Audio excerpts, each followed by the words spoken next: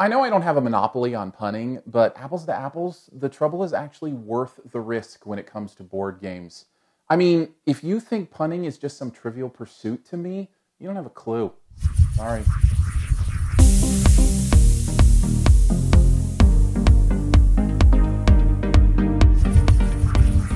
Come on, Max. Right. And kick it up. Oh, he was an Incredible Hulk. Eric Bana. Other one. Mark Ruffalo? Other one. Lou Ferrigno. Primal Fear. Richard Gere never played the Incredible Hulk. Time. Ed Norton. Primal Fear.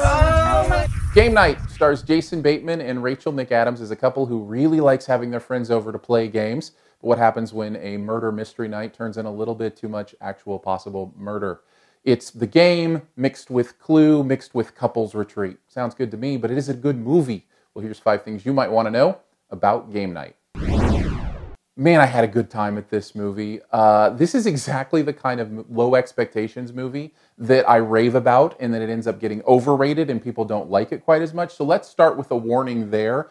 This is one of those perfectly adequate, exactly what you want to be movies that is not going to win any Oscars. It's not technically proficient in some kind of incredible way, but it is exactly the kind of movie experience that I cherish and love. So I'm about to love on a fairly basic movie. Just keep your expectations in check.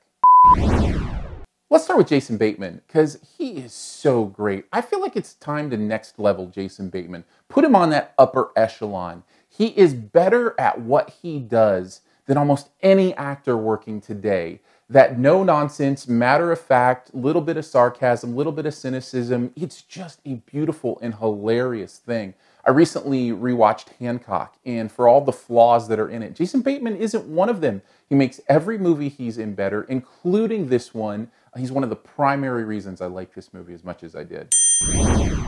But here's the thing. It's not just him.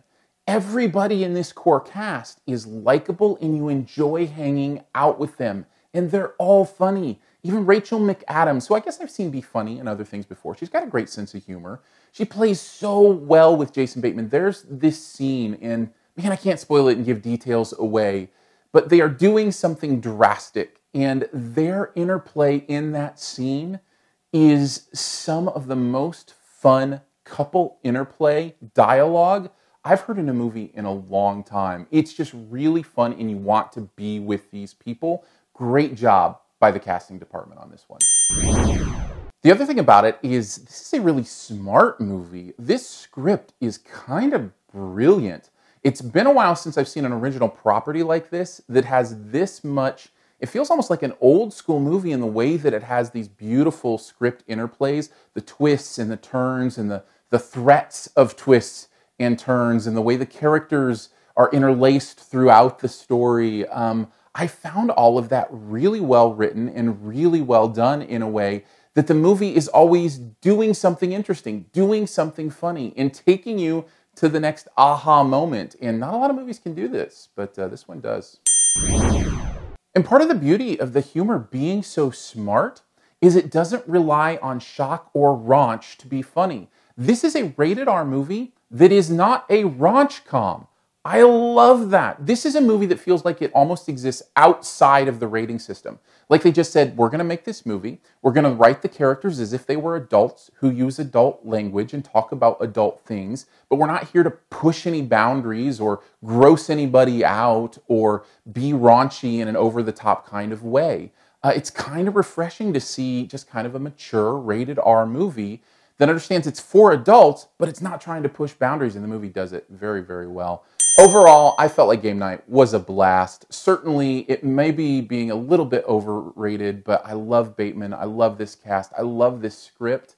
I had a great time. I laughed a lot. I gave it an A-. Thanks for checking out this Your Movie Friend review. We'll get to the Best Ever Challenge here in a bit. Before we do, though, I want to let you know we can hang out in different places. Twitter's a great place. Aaron Dicer, Aarondicer is my name on Twitter. Love hanging out there. The podcast, have a lot of great conversations there. That's called SiftPop, SiftPop. Just search for it in whatever your podcast player is. If you don't know how to do a podcast, let me know. I'll walk you through it personally. Also, we can hang out here on YouTube. Feel free to give a subscribe, leave a comment, all that kind of fun stuff right here on YouTube. And thank you so much to the supporters of this YouTube channel on Patreon. Got some fun perks there. Just go to patreon.com/yourmoviefriend. That's patreon.com/yourmoviefriend. All right, let's get on to the best ever challenge, where you name the best movie ever in a particular category and also try to identify my choice. Let's go with best Jason Bateman movie ever, since I love him so much. There's a lot of good ones. Mine's probably a little bit of a surprise, but I'm going to go with the one where he starred with Snow White.